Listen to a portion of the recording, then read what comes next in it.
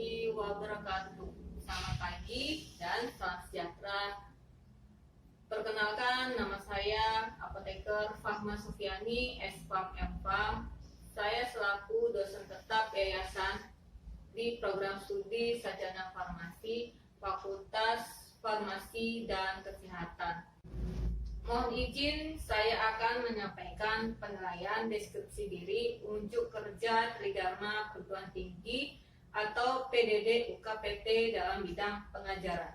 Pada kesempatan ini, saya akan menjelaskan terkait dengan mata kuliah yang saya ampu, yaitu biofarmasi yang terdiri dari 2 SKS teori dengan 14 kali pertemuan.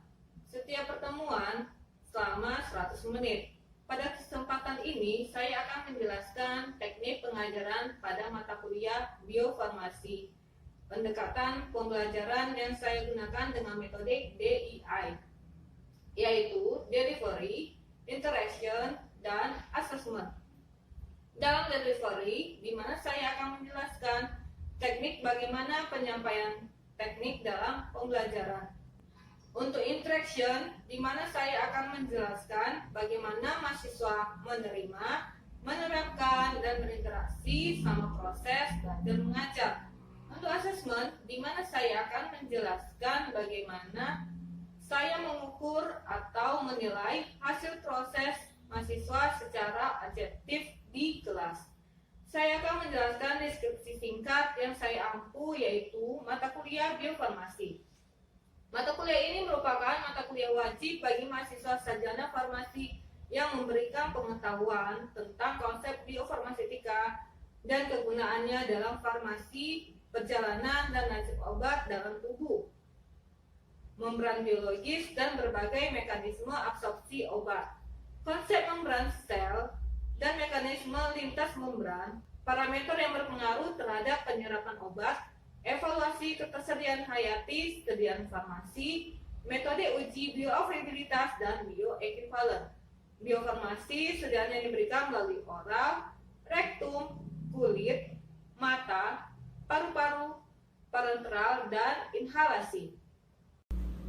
Untuk capaian lulusan mata kuliah biofarmasi yang saya ampu adalah S1 bertawak kepada Tuhan Yang Maha Esa dan mampu menunjukkan sikap religius. S3 berkontribusi dalam peningkatan mutu kehidupan bermasyarakat, berbangsa, bernegara, dan kemajuan peradaban berdasarkan Pancasila. S9 menunjukkan sikap bertanggung jawab atas pekerjaan di bidang keahliannya secara mandiri. K1 mampu melakukan kajian dan analisis situasi kefarmasian.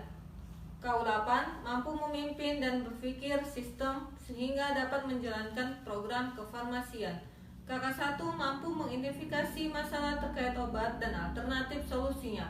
KK5 mampu mencari, menyiapkan, dan memberikan informasi tentang obat dan pengobatan. KK9 menunjukkan penguasaan iptek, kemampuan riset, dan kemampuan pengembangan diri. P2 menguasai prinsip kimia, fisika, dan biokimia. P5 menguasai konsep dan prinsip patient safety. Untuk capaian pembelajaran yang diharapkan pada mata kuliah biofarmasi adalah yang terdiri dari CPMK 1, mampu menerapkan konsep biofarmaseutika dan kegunaannya dalam farmasi. CPMK 2, mampu menjelaskan perjalanan dan nasib obat dalam tubuh. CPMK 3, mampu membedakan dan membandingkan membran biologis tempat obat diabsorpsi, mampu membedakan dan membandingkan mekanisme absorpsi. CPMK 4 mampu memahami mengenai parameter yang berpengaruh terhadap penyerapan obat. CPMK 5 mampu memahami evaluasi ketersediaan hayati sediaan farmasi. CPMK 5 mampu memahami evaluasi ketersediaan hayati sediaan farmasi. CPMK 6 mampu menyusun desain percobaan uji bioavailabilitas dan bioekivalen. CPMK 7 mampu mengklasifikasikan metode uji bioavailabilitas dan bioekivalen. CPMK 8 mampu memahami mengenai biofarmasi sediaan yang diberikan melalui oral. CPMK 9 mampu memahami mengenai biofarmasi sediaan yang diberikan melalui rektum. CPMK 10 mampu memahami mengenai biofarmasi sediaan yang diberikan melalui kulit. CPMK 11 mampu memahami mengenai biofarmasi sediaan yang diberikan melalui mata. CPMK 12 mampu memahami mengenai biofarmasi sediaan yang diberikan melalui paru-paru. CPMK 13 mampu memahami mengenai biofarmasi sediaan yang diberikan melalui parenteral. CPMK 14 mampu memahami mengenai biofarmasi sediaan yang diberikan melalui inhalasi. Interaksi yang saya lakukan dengan mahasiswa adalah dimulai dari pembukaan yang terdiri dari deskripsi yang termasuk deskripsi tersebut dengan memberikan salam, menjelaskan kontra perkuliahan, serta menjelaskan manfaat kuliah yang saya berikan. Relevansi yang termasuk ke dalam relevansi adalah pertama, saya menanyakan kepada mahasiswa apakah mereka relevansi yang termasuk ke dalam relevansi adalah pertama, saya menanyakan kepada mahasiswa-mahasiswi apakah mereka pernah mendengar atau mengetahui tentang market. Relevansi yang termasuk ke dalam relevansi adalah pertama, saya menanyakan kepada mahasiswa-mahasiswi apakah mereka pernah mendengar atau mengetahui tentang materi yang akan saya sampaikan. Kedua, saya akan menjelaskan keterkaitan antar materi yang dijelaskan dengan kompetensi yang diharapkan dan disampaikan, juga tujuan materi yang akan disampaikan. Penyajian berisi uraian materi yang diajarkan sesuai dengan RPS. Penutup yang termasuk ke dalam penutup adalah ujian tes tertulis atau penulisan dan memberikan umpan balik yang berupa pujian bagi mahasiswa-mahasiswi yang bisa menjawab pertanyaan dan memberikan dukungan bagi yang belum tepat menjawab pertanyaan. Yang ketiga, tindak lanjut dengan memberikan tugas tambahan untuk mencari referensi dan membaca referensi untuk pengembangan materi yang disampaikan. Dan yang terakhir adalah mengucapkan salam. Sistem penilaian pada mata kuliah biofarmasi yang saya ajarkan yaitu membuat resume ataupun ringkasan. Kedua, responsi baik secara lisan maupun tulisan. Kemudian ujian tengah semester dan ujian akhir semester dalam bentuk multiple choice, di mana untuk ujian tengah semester ini dengan poin 30% dan ujian akhir semester dengan poin 50%. Dengan penjelasan rancangan pembelajaran yang sudah saya jelaskan, izinkan saya untuk menunjukkan video rekaman dalam pembelajaran dan sudah saya share melalui link YouTube pada video berikut ini. Baiklah, sebelum kita masuk ke topik, saya akan mengabsensi adik-adik semuanya ya. Angga, hadir Bu. Anggun, Hadir Bu. Anggun Permata, hadir Bu. Anggi Purwanto, Hadir Bu. Cuta Melia, Hadir Bu. Dasika, Hadir Bu. Dinda, Hadir Bu. Era, hadir Bu. Erika, Hadir Bu. Febri, Hadir Bu. Vera, Hadir Bu. Grace, Hadir Bu. Azizir, Hadir Bu. Rizky, Hadir Bu. Ida, Hadir Bu. Iza, Hadir Bu. Lydia, Hadir Bu. Maria, Hadir Bu. Misbahullah, Hadir Bu. Novita Ananda, Hadir Bu. Novia, Hadir Bu. Novita Sari, Hadir Bu. Nugraha, Hadir Bu. Putri, Hadir Bu. Rufina, Hadir Bu. Ria, Hadir Bu. Rida Amalia, Hadir Bu. Rida Ita, Hadir Bu. Vera, Hadir Bu. Seli, Hadir Bu. Sinta Novela, Hadir Bu. Sinta Rupiah, Hadir Bu. Tiara, Hadir Bu. Tesya, Hadir Bu. Wahdia, Hadir Bu. Yuli. Hadir Bu. Oke, sekarang saya sudah mengabsensi. Kita akan masuk ke topik kelima. Kita masuk ke topik kelima. Saya akan menanyakan, masih ingat nggak pertemuan topik yang minggu yang lewat tentang apa ya?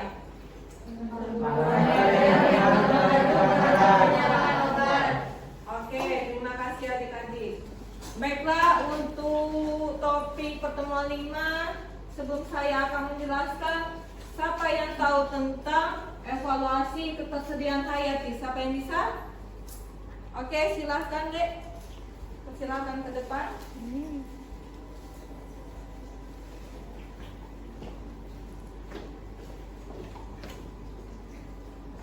Oke, silahkan. Saya akan menjawab pertanyaan tadi. Salah satu contohnya bioavailabilitas atau ketersediaan hayati adalah pengukuran kecepatan dan jumlah atau derajat zat aktif yang masuk ke sirkulasi sistematik dalam keadaan tidak berubah dan setelah pemberian suatu bentuk sediaan. Oke, terima kasih. Silakan duduk kembali. Nah, jadi nanti untuk evaluasi ketersediaan hayat ini nanti akan saya jelaskan ya. Oke, di sini saya akan menjelaskan dari pertemuan kelima ini ya tentang evaluasi ketersediaan hayati. Nah, untuk yang bahan kajiannya ya ada 14 topik, di mana nanti 14 kali dia pertemuan, 1 UTS dan 1 dia UAS. Di mana untuk penilaiannya, untuk yang dia kehadiran itu 10%, untuk dia tugas ya itu 10%, untuk dia UTS itu 30%, kemudian untuk yang UAS itu dia 50% ya. Jadi nanti adik-adik harus hadir, jangan tidak hadir ya.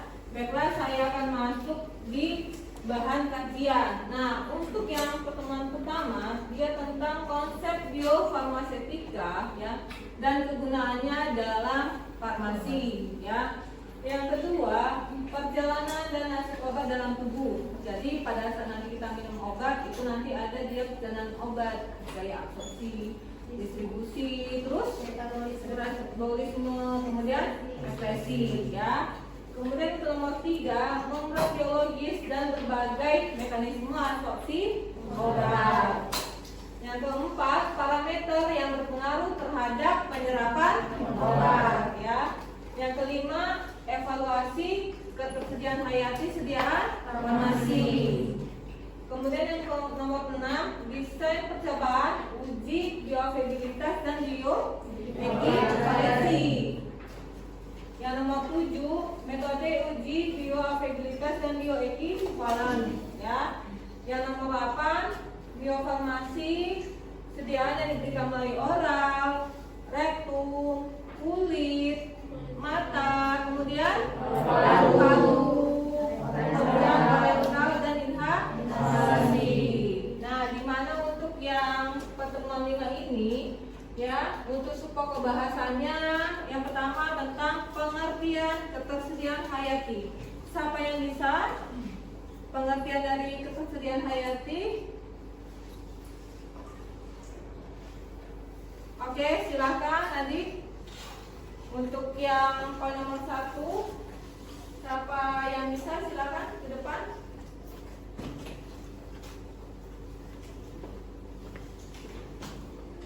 Nah, apa itu dia tentang ketersediaan hayati? Silakan. Ketersediaan hayati yaitu pengukuran kecepatan dan jumlah atau derajat zat aktif yang masuk ke dalam sirkulasi sistematik dalam keadaan tidak berubah setelah pemberian suatu bentuk sediaan. Oke, terima kasih. Kita beri aplaus.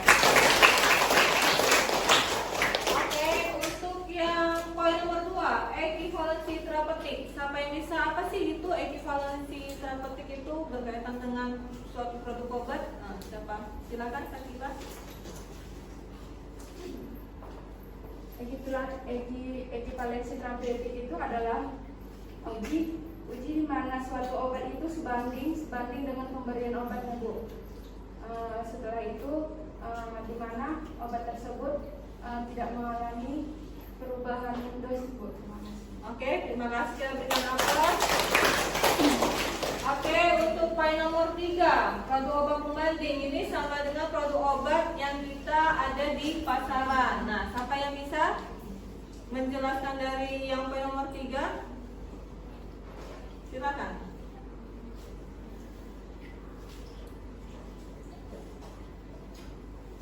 Pindah maju lah.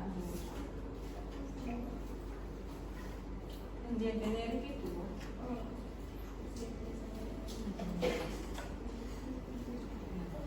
Cut ya. Oke.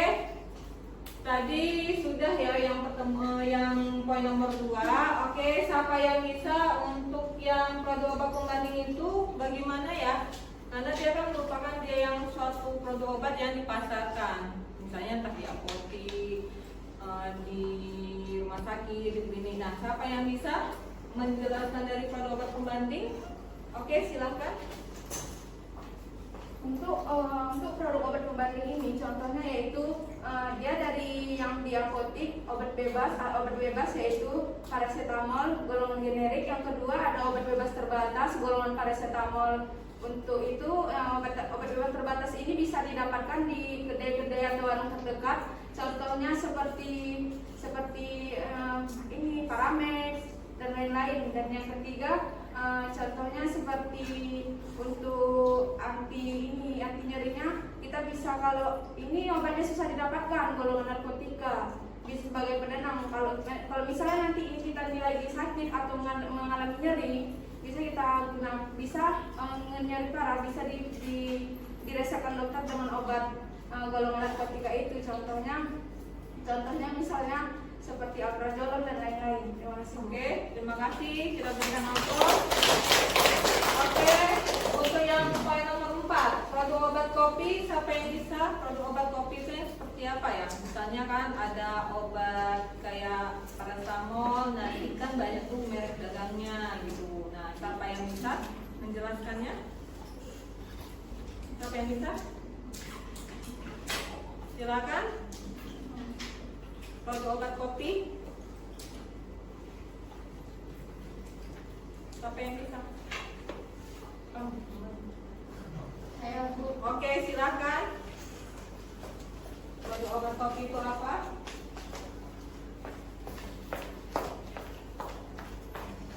Menjawab Bu. Oke. Produk obat yang mempunyai alternatif farmaseutik dengan obat pembandingnya dan dapat dipasarkan dengan nama dagang. Oke, terima kasih. Kita berikan.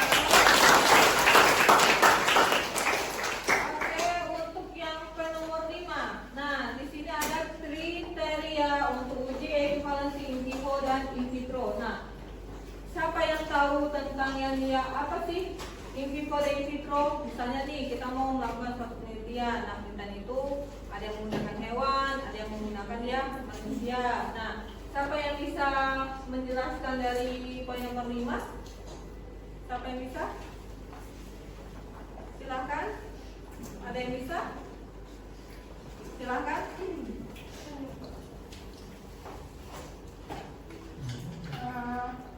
Kriteria untuk uji ekivalensi in vivo dan in vitro ini, untuk in vivo dia sendiri itu penggunaan obatnya contohnya seperti untuk hewan, dan sedangkan untuk in vitro ini untuk obat luar makhluk hidup, contohnya seperti manusia, untuk obat luar pada luka manusia. Terima kasih Bu. Oke, terima kasih. Jadi nanti kalau di in vivo dan in vitro itu nanti suatu jenis penelitian yang mau nanti kita gunakan di jadi manusia. Nah, untuk yang poin nomor 6, produk obat yang tidak memerlukan uji ekivalensi, contohnya apa? Siapa yang bisa? Silakan ke depan.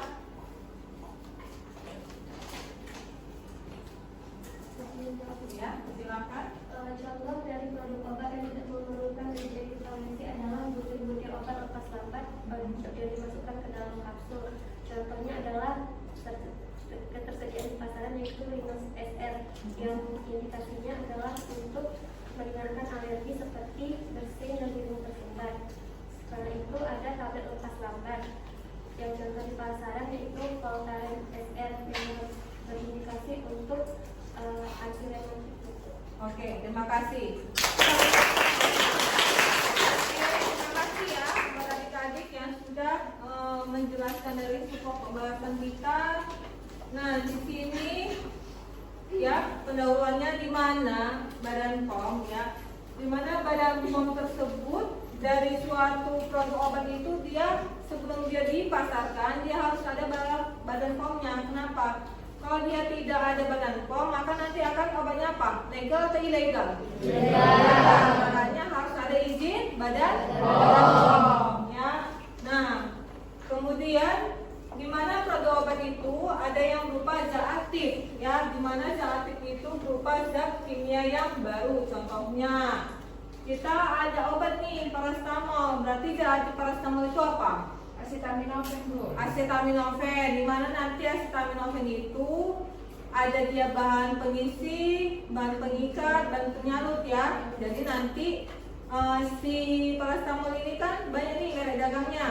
Paracetamol, apa lagi? Panmol, apa lagi? Panmol. Nah, itu ada yang di obat generik dan obat paten ya, seperti itu. Nah, jadi untuk yang dia zat aktif ini dia harus memiliki keamanan penjaminan mutu dari obat tersebut. Misalnya, kalau misalnya obat itu dosisnya tinggi, ya kan, maka nanti kita lihat dulu pasiennya itu jenis kelaminnya apa, laki-laki atau perempuan, usianya itu berapa. Kalau dia misalnya usianya pada anak-anak, itu jangan diberikan dosis yang tinggi, tetapi diberikan dosis secara bertahap ya.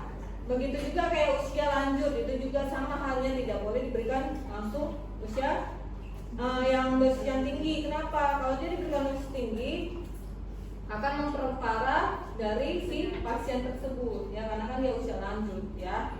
Kemudian untuk yang produk obat kopi ini ya, dimana dia dibutuhkan standar mutu ya. Misalnya ada dia obat dagangnya, misalnya adik ini misalnya dia nanti mau membuat obat nanti setelah tamat, misalnya dia mau memproduksi dari obat antipiretik dan analgetik.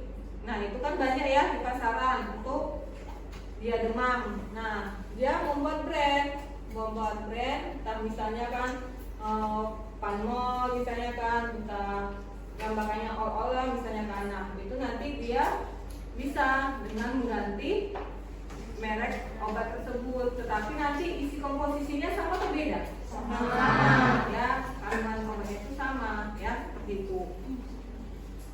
Oke, kemudian nah untuk yang definisi tadi sudah ada ya menjelaskan dari teman kalian. Nah, di mana di sini dia tentang bioavailabilitas ya. Bioavailabilitas itu tentang ketersediaan hayati ya, di mana dia merupakan suatu kecepatan zat aktif. Artinya ada obat nih, jadinya kayak tadi acetaminophen. Nah, jadi kita harus tahu zat aktif acetaminophen ini buat apa? Nah, buat apa?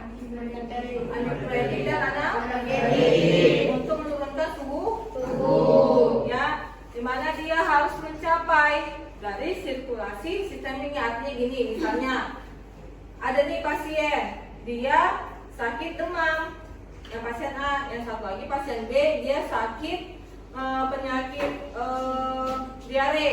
Nah, jadi kalau diare sama dia demam, mana yang lebih cocok obatnya? Demam. Ya demam. Kenapa? Karena kalau dia untuk diare kita kasih, kan dia kan nggak bisa, ya kan? Karena kalau diare itu apa faktornya? Dia terjadi diare karena dia memakan makanan yang kurang higienis kan? Nah, itu jadi diberikan yang dia sesuai dengan diagnosa penyakitnya, ya, dari gejalanya. Itu kalau misalnya gejala dia suhu tubuhnya terasa panas, nah langsunglah dia alternatif diberikan obat penurun panas ya, seperti itu. Kemudian untuk yang bioavailabilitas absolut itu, nah dia dibandingkan dengan sediaan intravena. Intravena itu sediaan apa? Ya dia disuntikan ke dalam vena. Misalnya kita minum obat nih, ya kan, minum obat diberikan tablet sama diberikan melalui intravena. Mana yang lebih cepat efeknya? Karena durasi kerja efeknya itu lebih cepat langsung ke pembuluh darah ya, seperti itu. Untuk bioavailabilitas relatif ini dia dibandingkan dengan sediaan yang bukan intravena ya, contohnya bisa dia ke tablet, bisa dia ke sirup ya, seperti itu. Oke, tadi sudah ya pertanyaan dari kuis dari saya. Sekarang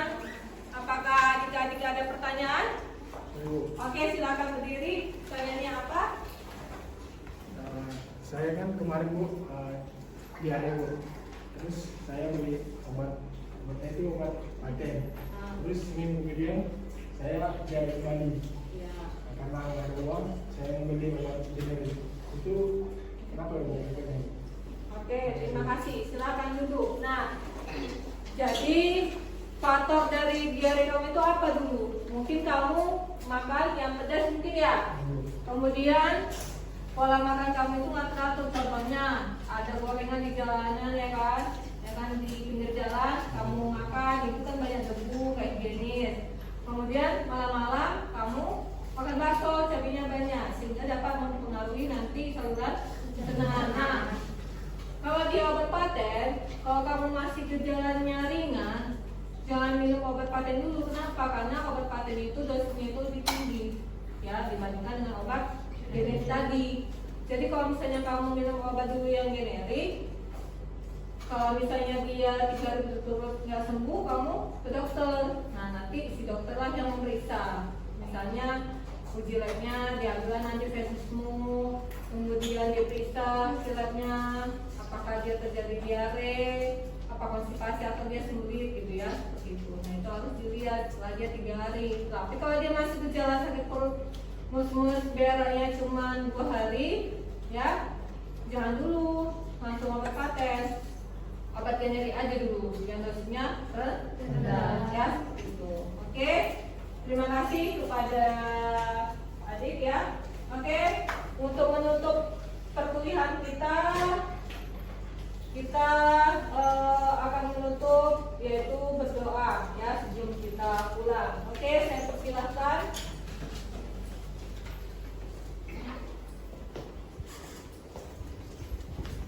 Baik, karena perkuliahan kita sudah selesai, mari kita berdoa untuk kamar mencari masing-masing. Berdoa dimulai.